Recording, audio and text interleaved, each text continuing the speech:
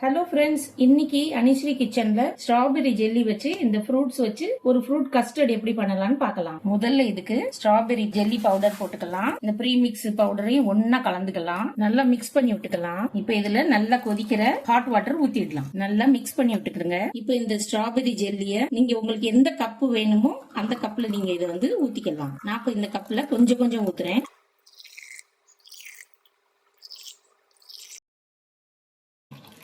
மீதமுள்ள ஸ்ட்ராபெரி ஜெல்லியை இந்த பிளேட்ல நான் ஊத்திக்கிறேன்.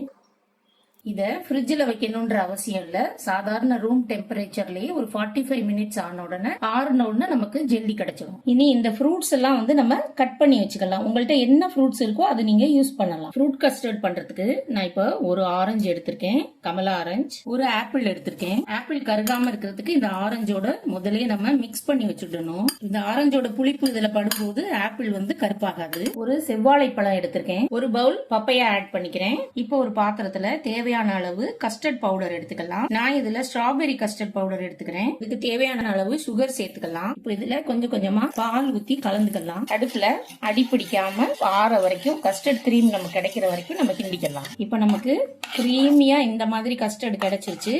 இதுல நமக்கு தேவையான அளவு கொஞ்சமா பால் ஊத்தி மிக்ஸ் பண்ணிக்கலாம். நல்லா இந்த மாதிரி கிரீம் பதத்துக்கு நம்ம மிக்ஸ் பண்ணி வச்சுக்கிறோம். இப்போ இதை நல்லா ஆற விட்டுடலாம். இப்போ நமக்கு ஜெல்லி நல்லா செட் ஆகி வந்துருச்சு பாருங்க. நான் இந்த பிளேட்ல உள்ள ஜெல்லிய சின்ன சின்ன கியூப்ஸா இப்படி கட் பண்ணி வச்சுக்கிறேன். இந்த மாதிரி குட்டி குட்டியா நம்ம இத கட் பண்ணி வச்சுக்கலாம். இப்போ ஒரு பவுல்ல கட் பண்ணி வச்சிருக்க ஃப்ரூட்ஸ் போட்டுக்கலாம். கஸ்டர்ட் கிரீம் ஆறிடுச்சு. இதோட நல்லா மிக்ஸ் பண்ணிடலாம். இப்போ நல்லா மிக்ஸ் பண்ணி விட்டுக்கலாம். Fruit custard ready. நீங்க இப்படியே சர்வ் பண்ணலாம். அப்படி இல்லைன்னா ஃப்ரிட்ஜ்ல வச்சு சில்லுன்னு சர்வ் பண்ணலாம். இப்போ இந்த கப்ல நமக்கு ஜெல்லி ரெடி ஆயிடுச்சு. இந்த ஃப்ரூட் கஸ்டர்ட் அதுல போட்டுடலாம். எல்லா கப்லையும் இப்படி நம்ம ஃபில் பண்ணிடலாம்.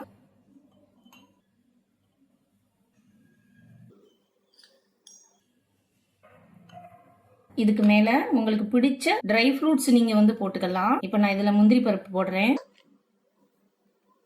பாதாம் வச்சுக்கிறேன். இப்ப இதுல சின்ன சின்னதா கட் பண்ண கியூப்ஸா கட் பண்ண இந்த ஸ்ட்ராபெரி ஜெல்லியை நான் இதுல டெக்கரேஷனுக்காக வச்சுக்கிறேன். சின்னதா கட் பண்ண பப்பாயா வச்சுக்கலாம். சூப்பரான நமக்கு fruit custard with strawberry jelly கிடைச்சிருச்சு. நீங்களும் இந்த மாதிரி ட்ரை பண்ணி பாருங்க. எப்படி இருக்குன்னு கமெண்ட்ல சொல்லுங்க. தேங்க்ஸ் ஃபார் வாட்சிங்.